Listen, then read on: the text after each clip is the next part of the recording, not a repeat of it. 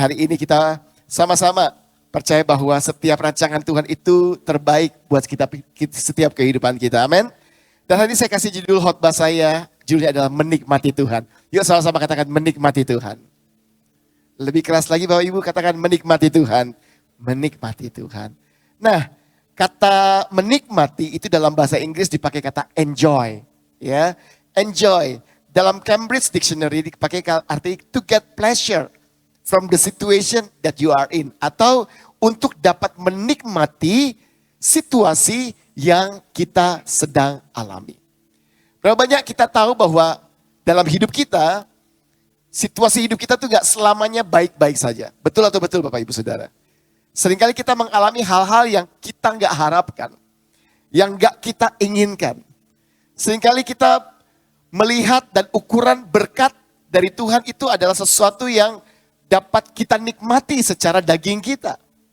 Seringkali kita mendefinisikan berkat atau sukacita itu kalau keuangan kita baik-baik saja. Tapi hari ini saya mau belajar dan kita semua juga mau belajar bagaimana kita bisa tetap nikmati Tuhan di dalam segala situasi kehidupan kita. Karena kita tahu sama-sama bahwa sumber kekuatan kita itu datangnya daripada Tuhan. Amin. Sebagai orang percaya kita tahu sekali. Firman Tuhan sudah sering kali kita dengar bahwa kekuatan kita dan sumber berkat itu hanya dari Tuhan Yesus sendiri. Tapi kalau sampai saudara nggak bisa menikmati Tuhan lagi dalam hidup saudara, ada sebuah pertanyaan. Ada hal yang seharusnya saudara perbaiki dari hidup saudara, sampai saudara bisa kembali menikmati hadirat Tuhan. Bisa menikmati pribadi Tuhan, itu nyata dalam hidup saudara. Dan yakinlah Bapak Ibu Saudara, pada segala situasi apapun, kalau Tuhan ada, hidup kita akan baik-baik saja. Amin. Dan hari ini saya akan kita membaca Mazmur pasal 5 ayat yang ke-13. Di sini kita akan belajar bagaimana Tuhan mendefinisikan soal berkat itu bagi kita orang benar. Mazmur 5 ayat 13 berkata, sebab engkaulah yang memberkati orang benar, ya Tuhan. Engkau memagari dia dengan anugerahmu seperti perisai. Kalau saya tanya di tempat ini saat ini, berapa banyak saudara yakin bahwa saudara adalah orang-orang yang benar? Orang-orang yang sudah dibenarkan oleh Tuhan. Boleh angkat tanganmu saudara? Amin. Dan ini janji Tuhan buat kita semua. Mazmur katakan, berkat bagi orang benar. Ada janji berkat bagi orang benar. Tapi sayangnya banyak sekali orang Kristen, banyak gereja saat-saat ini, seringkali terlalu sempit mendefinisikan soal berkat. Seringkali hanya soal finansial. Hanya soal hal-hal yang menyukakan daging kita. Tapi jelas sekali pemazmur katakan di sini bahwa berkat daripada Tuhan ternyata bukan hal-hal jasmani. Berkat bagi Tuhan, bagi kita orang benar, dikatakan dia akan memagari kita dengan anugerah Tuhan seperti perisai. Berapa banyak kita yakin dan percaya kalau Tuhan yang memagari hidup kita. Segala serangan, tantangan apapun boleh datang dalam hidup kita. Tapi kasih karunia Tuhan, Paulus katakan kasih karunia Tuhan cukup bagiku. Dan itu yang akan menguatkan kita. Yang akan membuat kita tetap bisa tersenyum dalam segala situasi hidup kita. Terlebih lagi kita tetap bisa percaya bahwa Tuhan sanggup mengubahkan kehidupan kita. Berapa banyak dari Bapak Ibu setuju dengan saya? Katakan amin. Nah saya mulai untuk kita bisa belajar tentang bagaimana kita bisa menikmati Tuhan. Saya ingin kita belajar dari cerita Yesus waktu dia memberi makan 5.000 orang. Sebelum saya mulai dengan cerita ini Bapak Ibu Saudara, kita tahu bahwa selama pelayanan Yesus 3,5 tahun di muka bumi ini, Yesus itu fokus kepada 12 muridnya. Ya, segala sesuatu yang dilakukan itu dia fokus untuk mengajar murid-muridnya. Itu pun satunya berkhianat. Ya, dia fokus hanya mengajar murid-muridnya. Mulai dari waktu dia mulai membuat mujizat, dia mendemonstrasikan kuasa Tuhan. Memang orang lain yang menerima mujizat tersebut, tetapi ada satu hal yang Tuhan Yesus ingin ajar kepada murid-muridnya. Karena dia tahu murid-muridnya ini nanti akan menggoncangkan dunia. Ada sebuah pepatah berkata bahwa hidup kita nggak akan pernah berubah sampai cara berpikir kita berubah. Kalau kita menilai berkat Tuhan hanya soal jasmani, maka saudara akan sangat kecewa pada saat Tuhan mengizinkan saudara mengalami kesusahan dalam hidup saudara. Kalau kita berpikir bahwa berkat Tuhan adalah selalu sehat, saudara akan kecewa sama Tuhan dan gampang kecewa sama Tuhan. Pada waktu Tuhan mengizinkan sakit penyakit datang menggerogoti tubuh saudara. Saudara akan jadi orang Kristen yang hanya fokus kepada hal-hal yang kelihatan. Tapi saudara tidak fokus kepada apa yang Tuhan ingin ajarkan dalam hidup kita. Kalau kita ingin hidup kita berubah, maka cara kita berpikir, memandang berkat Tuhan, itu juga harus berubah. Yang setuju katakan amin. Cerita Yesus memberi makan 5.000 orang. Semua tahu cerita ini. Anak-anak Elohim Sunday Gang ya. Sekolah minggu kita, itu pasti tahu banget cerita ini. Wow. Dan kita seringkali waktu dengar cerita ini, fokus kita hanya kepada siapa? Anak kecil yang bawa 5 roti dan 2 ikan. Atau fokus kepada Yesus mengadakan mujizat dan bisa kasih makan 5.000 orang. Bahkan ada orang berkata, wah ini gak cuma 5.000, karena itu cuma laki-laki. Kalau dihitung wanita dan orang-orang yang lainnya mungkin bisa 10.000 dan 15.000. Seringkali fokus kita kepada hal-hal yang kelihatan, yang wow ya. Wah 5 roti tiba-tiba kesamakan 15 ribuan orang. Dan menariknya dalam kitab Markus pasal 6 ayat 42 sampai 44. Cerita Yesus memberi makan 5.000 orang. Ini kemudian berakhir dengan kalimat seperti ini di ayat ke-42 sampai 44. Dan mereka semuanya makan sampai kenyang. Kalau Alkitab bilang kenyang berarti kenyang sekali. Kemudian orang mengumpulkan potongan-potongan roti 12 bakul penuh. Kenapa 12 bakul? Karena Yesus pada waktu anak kecil itu bawa 5 roti dan 2 ikan. Yesus enggak tiba-tiba main sulap, tiba-tiba jadi banyak roti dan ikan dan dia suruh semuanya ambil. Enggak. Dikatakan baik-baik di cerita tersebut, Yesus berdoa mengucap syukurnya. Dia pecah-pecahkan itu dan dia kembalikan kepada murid-muridnya untuk dibagi-bagikan. Kita lihat ini, kenapa cara Yesus seperti ini? Karena Yesus ingin mendidik murid-muridnya. Bapak Ibu bisa bayangkan ya, udah dibagi rata 12, dan Yesus bilang, kamu bagi kepada semua orang banyak yang sedang kelaparan tersebut. Dan murid-murid Yesus, pada waktu mereka dengan langkah iman bagi roti dan ikan itu kepada semua orang yang ada di situ. Waktu mereka bagi, mereka lihat ke dalam masih ada lagi. Mereka bagi, mereka lihat ke dalam masih ada lagi. Saudara bisa bayangkan secara visual kejadian ini. Jadi yang mengalami mujizat, yang tahu mujizat itu terjadi, itu murid-murid.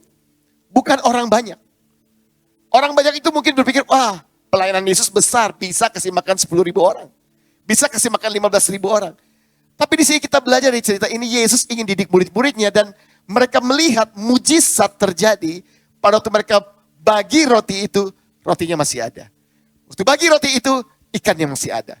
Bahkan dikatakan 12 bakul penuh. Ya. Sayangnya murid Yesus bukan orang Manado ya. Kalau orang Manado dibungkus semua, dibawa pulang gitu ya. Tadi kita di SAB pulang, waduh, bungkusnya sampai 4 kotak saudara. 12 bakul penuh. Dan ada sisa-sisa ikan.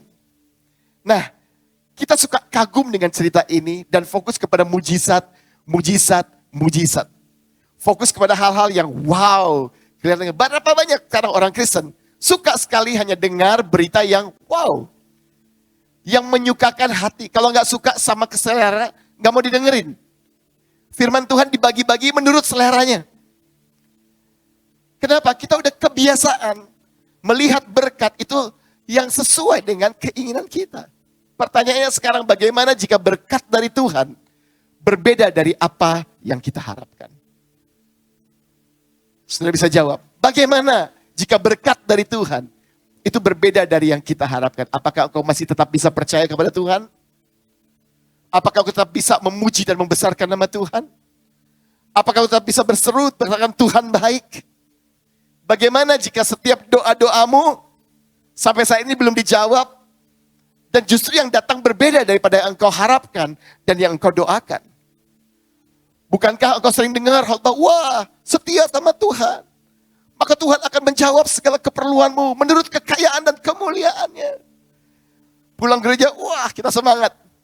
Tapi berhadapan dengan kenyataan sesungguhnya, ternyata berbeda.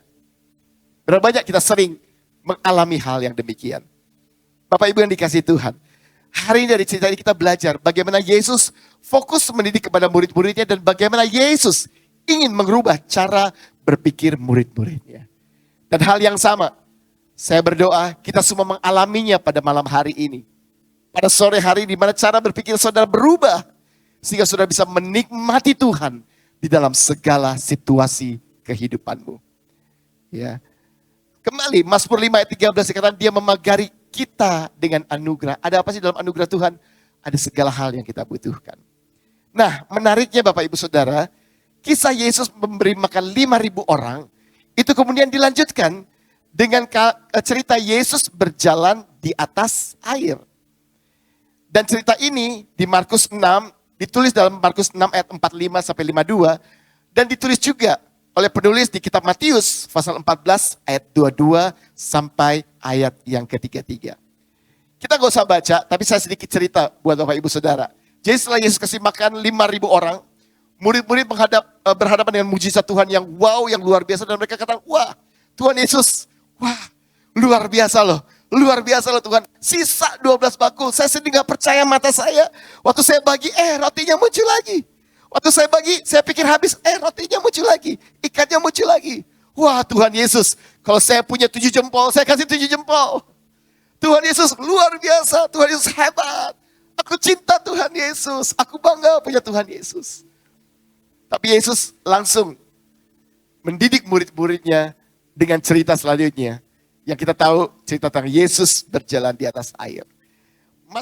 Markus pasal 6 ayat 45 dibuka dengan kata-kata sesudah itu. Jadi sesudah peristiwa roti itu. Ya. Sesudah itu segera Yesus memerintahkan murid-muridnya naik ke perahu dan berangkat lebih dulu ke seberang, ke Betsaida. Sementara itu ia menyuruh orang banyak pulang. Setelah ia berpisah dari mereka, ia pergi ke bukit untuk berdoa. Jadi Yesus bilang, kamu pergi duluan, saya mau ke bukit berdoa. Kalau saudara baca selanjutnya dikatakan hari sudah malam, perahu itu sudah di tengah danau, sedang Yesus tinggal sendirian di darat. Ketika ia melihat betapa payahnya murid-murid itu, mereka mendayung karena angin sakal. Maka kira-kira jam 3 malam ia datang kepada mereka berjalan di atas air dan ia hendak melewati mereka. Saudara, di sini saudara, kita bisa melihat bahwa Yesus di atas bukit, dia bisa melihat titik awal perjalanan murid-muridnya sampai ke titik akhir finish perjalanan murid-muridnya. Pada waktu Yesus sedang berdoa di atas bukit, dia juga bisa melihat bahwa murid-muridnya pas udah di tengah-tengah danau, mereka sedang kepayahan mendayung perahu karena angin sakal. Yesus lihat, Yesus yang suruh mereka pergi, dan tiba-tiba di tengah malam, di tengah-tengah danau Galilea nggak terlalu besar, panjangnya sekitar 22 km, lebarnya sekitar 10 km. Jadi kalau dari tengah-tengah danau, Yesus ada di atas bukit, dia bisa lihat dengan jelas. Alkitab katakan dia lihat dengan jelas. Murid-muridnya payah mendayung. Dan penyebabnya ini angin sakal. Jangan diterjemahkan macam-macam dulu soal angin sakal. Karena angin yang dihadapi murid-murid ini berbeda dengan peristiwa waktu Yesus tidur di dalam perahu. Saudara ingat peristiwa itu waktu Yesus tidur di dalam perahu dan ada angin ribut dan Yesus menghentikan angin ribut.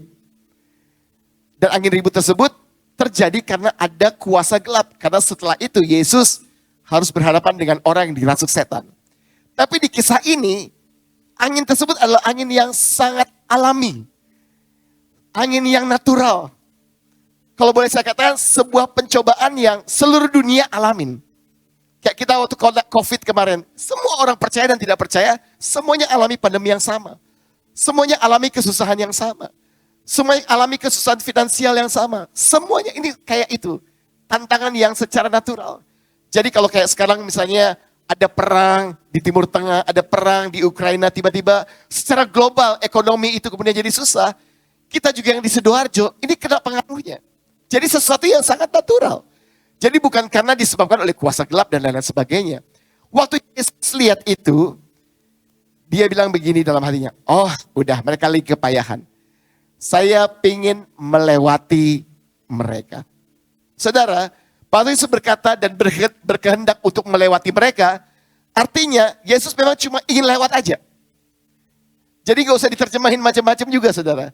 Yesus lihat, ya mereka lagi kepayahan, anginnya angin sakal, saya mau lewat depan mereka. Artinya Yesus gak ada keinginan untuk nolong mereka. Karena Yesus tahu ini angin yang biasa, yang mereka semuanya harus belajar untuk melewatinya. Tapi pada waktu Yesus berjalan hendak melewati mereka, mereka lihat Yesus, mereka teriak, itu hantu, hantu. Dan waktu Yesus mendengar mereka berteriak-teriak, ya, dan sewaktu semua melihat dia, Yesus berkata, tenanglah, aku ini, jangan takut. Saudara, menariknya, kitab Markus nggak tulis satu bagian cerita yang ditulis oleh kitab Matius. Di kitab Matius, di peristiwa yang sama, ada satu cerita yang sangat terkenal. Waktu murid-murid katakan, itu hantu, hantu. Kemudian Petrus, salah satu orang murid berkata, Tuhan kalau itu kamu benar-benar Tuhan suruh aku berjalan di atas air. Sudah tahu cerita ini? Di kitab Markus gak ditulis, tapi ini peristiwa yang sama, momen yang sama. Tapi gak ditulis, kitab Matius tulis.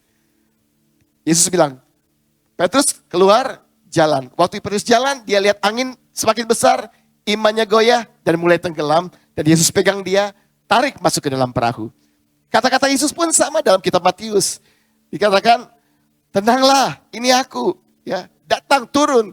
Dan Yesus waktu mengulurkan tangannya, Yesus bilang, hai orang yang kurang percaya, kenapa engkau bimbang?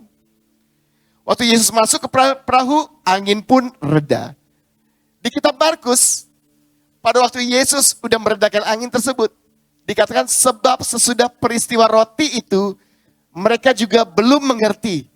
Dan hati mereka tetap degil. Ya. Mereka gak ngerti siapa yang ada bersama dengan mereka. Meskipun Yesus sudah berkata, tenang. Ini semua alami, tapi kamu gak usah takut. Tenanglah, aku ini.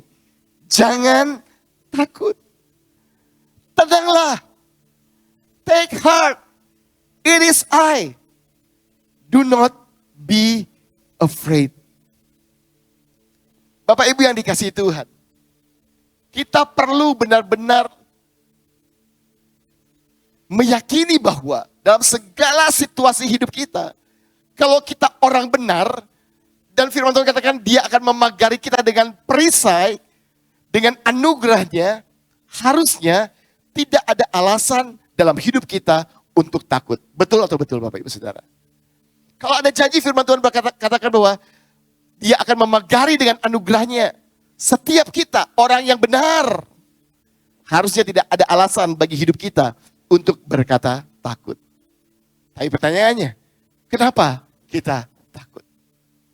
Karena mungkin kita kurang mengenal Tuhan kita. Kita sering datang ke ibadah. Kita aktif di dalam pelayanan. Tapi pertanyaannya, apakah engkau benar-benar mengenal Tuhan? Atau engkau bahkan lihat Tuhan kayak hantu. Kayak murid-muridnya. Gak kenal. Itu Tuhan yang sama-sama mereka loh. Mereka bilang, itu hantu. Tapi Tuhan katakan, tenang. Aku ini. Jangan takut. Pengenalan kepada Tuhan. Itu adalah hal yang harus kita bangun dalam hidup kita sehari-hari. Dalam setiap khotbah selalu saya katakan ini. Saya selipkan kalimat ini bahwa kekristenan bukanlah agama. Tapi kekristenan adalah sebuah hubungan. Dan tujuan kita jadi orang percaya bukan cuma sekedar masuk sorga. Tapi justru bagaimana kita bisa menikmati proses hingga kita menjadi serupa dengan Allah. Zaman dulu ada lagu seperti Yesus, ya. Itu saja ku pinta. Saudara masih tahu lagu ini? Katakan dalam jalanku sampai ke sorga, saya mau seperti Yesus. Ya, jadi sorga itu sebuah jaminan bagi Tuhan, bagi kita orang percaya. Tapi apakah engkau mau melewati proses menjadi serupa dengan Tuhan? Ibrani 11 ayat 6 katakan, tetapi tanpa iman tidak mungkin orang berkenan kepada Allah. Sebab barang siapa berpaling kepada Allah, ia harus percaya bahwa Allah ada. Dan bahwa Allah memberi upah kepada orang yang sungguh-sungguh mencari Dia. Berapa banyak saudara percaya bahwa Tuhan ada dalam hidupmu? Boleh angkat tanganmu? Ya. Engkau harus percaya bahwa Dia ada. Dan milikilah keyakinan tersebut. Kita orang benar, kita orang sudah dibenarkan. Ada janji Tuhan bahwa Dia akan memagari kita dengan anugerahnya seperti perisai. Ada perlindungan yang luar biasa yang Tuhan kasih dalam hidup kita. Engkau mungkin aja merasa engkau kekurangan. Tapi tahukah engkau, ternyata engkau berkecukupan di dalam Tuhan.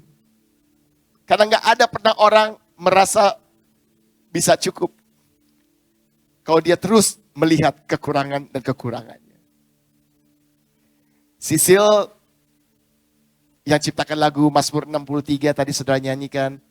Dia juga ciptakan satu lagu judulnya Cukup. Ya. Ambil dari Alkitab dikatakan ada makanan cukuplah. Ya. Ada pakaian cukuplah. Selebihnya biar Tuhan yang simpan, ya. Semua yang aku perlukan. Ya. Bagian terakhir katakan, begitu banyak keinginan yang mungkin bukan aku perlukan. Ditutup dengan kalimat ini. Kau mengasihiku saat ku tertidur, ya. Takkan kekurangan aku. Amin saudara. Seringkali kita yang bikin hidup kita gak rasa cukup. Kita berpikir bahwa Tuhan gak ada. Kita berpikir Tuhan mah gak sayang sama saya. Tuhan lebih sayang Aldo sama Niki. Tuhan gak sayang saya. Tuhan kayaknya gak sayang saya. Dia lebih care sama Om Frank. Misalnya. Tuhan mah gak pakai saya. Tuhan lebih pakai si A, si B. Kita seringkali membanding-bandingkan hidup kita dengan orang lain. Kita gak pernah lihat bahwa ada anugerah Tuhan. Dan bahwa Allah ada dalam hidup kita. Dan Dia akan memberi upah kepada orang-orang yang sungguh-sungguh mencari Dia. Kitab Yohanes 20 ayat 29 berkata, kata Yesus kepadanya, kepada Thomas, karena engkau telah melihat aku, maka engkau percaya. Berbahagialah mereka yang tidak melihat, namun percaya. Bapak Ibu yang dikasihi Tuhan, ada seorang hamba Tuhan yang luar biasa namanya Smith Wigglesworth. Satu quotes yang sangat terkenal, dia katakan, I'm not moved by what I see. I'm not moved by what I feel. I'm only moved by what I believe. Apa yang saudara percaya? Tadi saudara harus tahu bahwa Tuhan itu ada. Amin. Saudara harus percaya bahwa Dia itu ada. Kamu harus percaya bahwa Allah itu ada. Dan saat Allah ada, saat Tuhan ada, Dia mau berkata kepada hidup kita. Dia mau berkata kepada situasi hidup kita. Tenanglah. Ini aku, jangan takut. Bapak Ibu yang dikasihi Tuhan. Hadirat Tuhan dan kasih karunia-Nya itu lebih dari cukup. Untuk memampukan kita menikmati pribadinya. Dan setiap berkat yang Tuhan berikan di dalam kehidupan kita. Saudara baca baik ya. Saya tulis di sini hadirat Tuhan. Dan kasih karunia-Nya lebih dari cukup. Kemurahan-Mu lebih dari hidup. Lebih daripada cukup. Memampukan kita menikmati pribadinya. Dan setiap berkat yang Tuhan berikan dalam hidup kita. Pertanyaannya, dan saya boleh panggil tim Igniter boleh maju ke depan. Apakah Yesus cukup bagimu?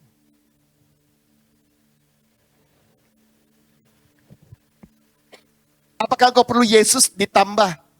Kalau rekening saya selalu full Tuhan, baru cukup. Atau kau mau tambah, Yesus cukup plus kalau saya sehat terus, gak pernah sakit. Yesus cukup kalau ada sebuah kondisi. Yesus cukup kalau ada sesuatu yang kita inginkan. Hari ini Bapak Ibu Saudara, pertanyakan, apakah Yesus cukup bagimu? Jangan bergerak dari apa yang engkau lihat. Jangan bergerak dari apa yang engkau rasakan. Tapi bergeraklah dari apa yang engkau percaya. Hari ini, firman Tuhan sederhana aja. Cuma ingatin saudara semua di tempat ini. Situasi apapun bisa engkau alami.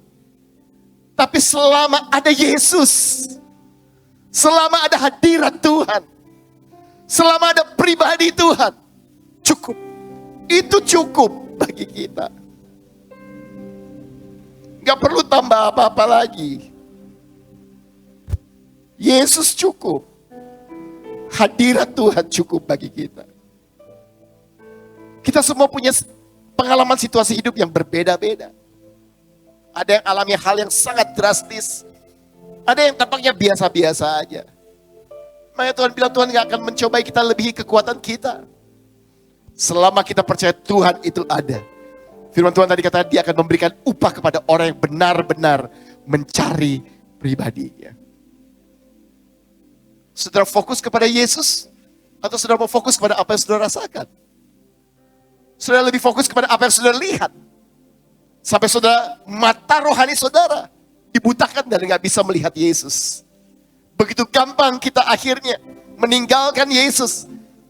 Hanya karena kita berpikir Tuhan gak sayang sama kita. Tuhan gak memberkati kita. Saudara jawab dalam hatimu saat ini. Apakah Yesus cukup bagimu? Seberapa penting hadirat Tuhan itu bagi hidupmu? Apa kau datang bahkan sore ini hanya karena sebuah rutinitas dan bukan karena ingin mengejar hadirat Tuhan yang engkau yakini adalah pribadi Tuhan yang sanggup mengatasi segala situasi kehidupan? Sekali lagi, apakah Yesus cukup bagimu? Saya tutup dengan sebuah cerita, saudara. Dua orang namanya Andrew dan Muren. Mereka dijuluki the pastor and the painter.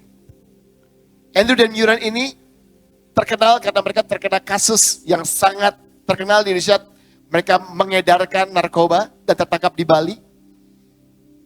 Di tahun 2003 atau 2004, lebih kurang. Masih muda mereka. Tertangkap di Bali dan mereka akhirnya masuk ke penjara kerobokan.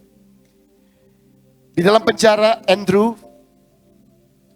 ya, kebangsaan Australia, mereka berdua kebangsaan Australia. Ya. Andrew kemudian dia ingat bahwa waktu kecil dia suka ke sekolah minggu. Dan dia rasa bahwa ini saat-saat terendah dalam hidupnya. Dan dia ingat gembalanya atau guru sekolah minggu bilang, ingat, ada Yesus. Yesus cukup bagi engkau.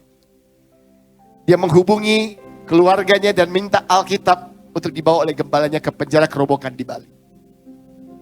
Singkat cerita Bapak Ibu Saudara, saudara bisa lihat Google, saudara bisa cerita tentang cerita Andrew dan Muren ini. Tuhan mengubahkan Andrew. Dan Muren juga diubahkan lewat kehidupan Andrew. Bahkan Andrew diordain atau ditabiskan jadi pendeta di penjara kerobokan. Dia sekolah teologi, sekolah Alkitab, ditabiskan di sana dan dia melayani banyak orang. Para kriminal yang ada di penjara kerobokan.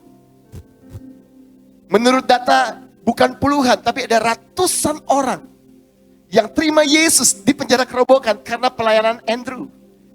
Dibaptis di dalam penjara kerobokan. Termasuk salah satunya adalah orang yang ada di tengah-tengah. Nama sekarang adalah Matius. Dia tadinya dari seberang, dia musuh bebuyutan Andrew di penjara, keluar masuk penjara kerobokan karena perampokan. Di saat terendah hidupnya, dia cari Andrew. Dia bilang, Andrew, tolong saya. Apa yang membuat kamu tetap bisa menikmati situasi hidupmu, Padahal engkau dipenjara dengan ancaman hukuman mati. Andrew melayani dia, dan kemudian Matius, nama sesudahnya, nama sebelumnya saudara bisa tebak sendiri. Ya. Terima Tuhan. Dan saya ketemu Matius ini di Gorontalo, baru membaptis puluhan orang di laut Gorontalo. Ya. Orang-orang dengan atribut mereka, tapi mereka terima Yesus sebagai Tuhan dan Juru Selamat. Dan mereka punya kelompok yang banyak sekali orang sudah percaya Tuhan Yesus. Pada waktu orang-orang meminta grasi untuk Andrew dan Yuran karena mereka dianggap sudah sangat baik dan berubah, membawa dampak bagi banyak orang. Tapi karena sebuah alasan politik, akhirnya permintaan grasi mereka ditolak. Ya, pemerintah Australia berusaha melobi, tapi ditolak oleh pemerintah Indonesia. Dan akhirnya mereka berdua harus berhadapan dengan regu tembak di bulan, kalau nggak salah di bulan April tahun 2009 atau 2000 ya, sekitar tahun 2009 di Nusa Kambangan. Tapi yang menarik dari cerita The Pastor and the Painter, Yuran itu menjadi seorang pelukis, dia membantu banyak komunitas dan dia melukis ya dengan inspirasi daripada Roh Kudus juga. Dan yang menarik dari cerita ini adalah pada waktu mereka akan berhadapan dengan regu tembak. Kalau tidak salah ada 7-9 orang. Ada salah satu orangnya belum percaya Tuhan Yesus. Gelisah sekali malam. Gelisah sekali malam-malam. Mereka ditanya mau makan apa. Mereka cuma minta tolong beliin KFC aja. Sebagai makan malam terakhir mereka saat itu. Dan mereka begitu tenang. Mereka tetap bersuka cita. Sepanjang malam sebelum mereka menghadapi eksekusi. Mereka memuji dan menyembah Tuhan. Saudara bisa bayangin kayak Paulus dan Silas di dalam penjara. Seperti itulah mereka.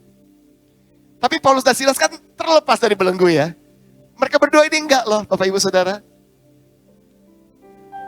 Di hadapan regu tembak, orang yang belum percaya kepada Yesus berkata, Andrew tolong saya gimana caranya untuk menghilangi kegelisahan saya.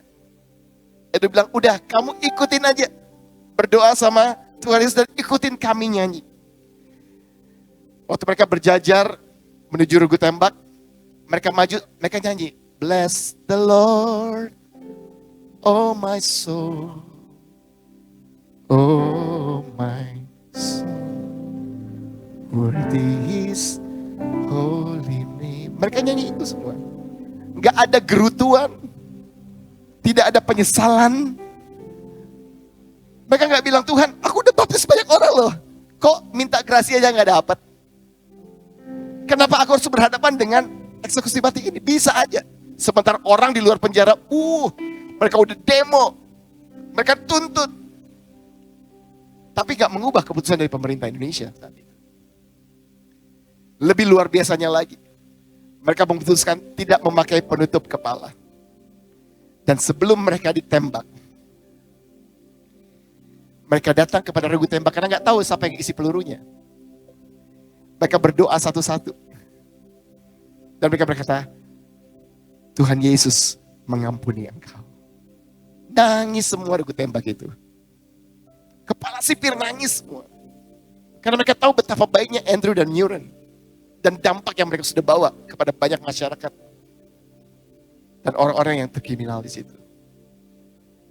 Dan akhirnya mereka harus berhadapan dengan regu tembak. Apakah mereka kemudian mengutuk Tuhan?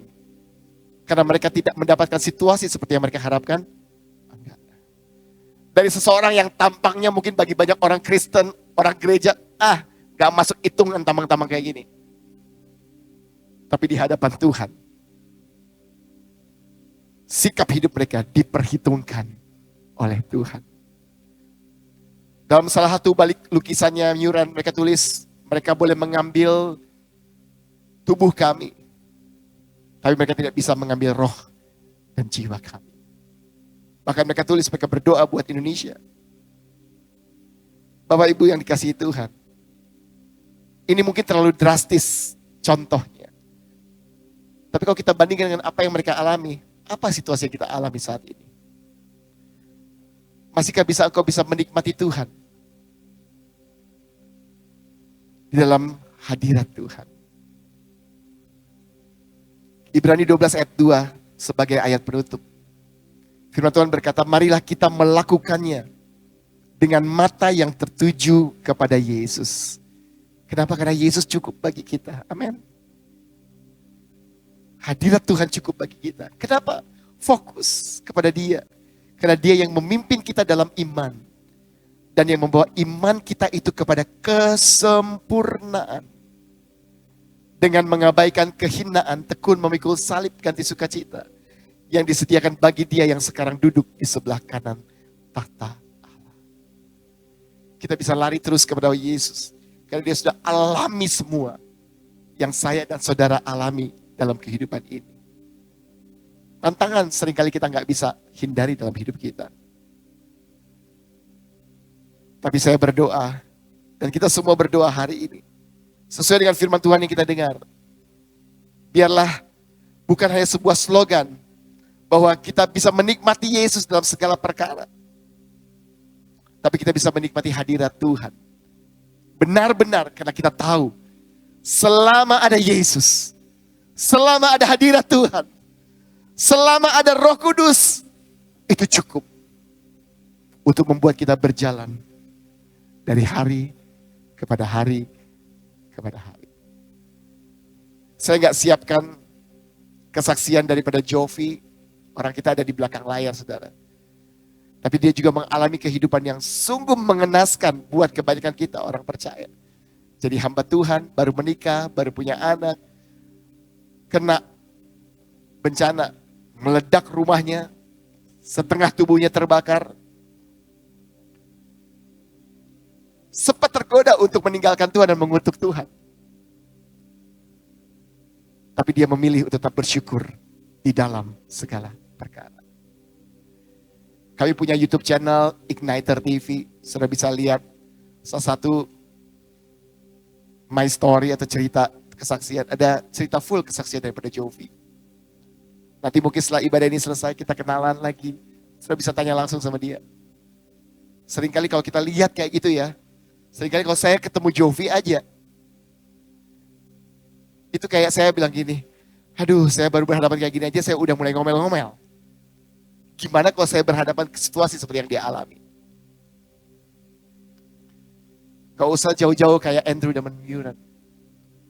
Tapi seringkali peristiwa yang kita alami dalam hidup kita membuat kita lebih banyak ngomel daripada bersyukur. Sehingga kita kehilangan momen yang paling berharga dalam saat membangun hubungan kita dengan Tuhan. Apa? Hadirat Tuhan. Berapa banyak saudara datang ke gereja, lagi nyanyi tutup mata, gak rasain apa-apa. Sudah harus koreksi. Jangan-jangan kita terlalu fokus kepada situasi kita. Dan kita gak bisa belajar tenang. Dan kurang percaya kalau dia ada. Sehingga kita berkata, kayaknya habis hidup saya. Selesai hidup saya.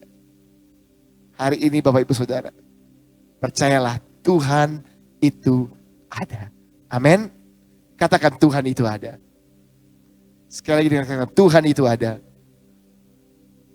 Apakah Yesus cukup bagimu? Saudara sendiri yang bisa jawab pertanyaan ini. Satu lagu yang tadi kita nyanyikan.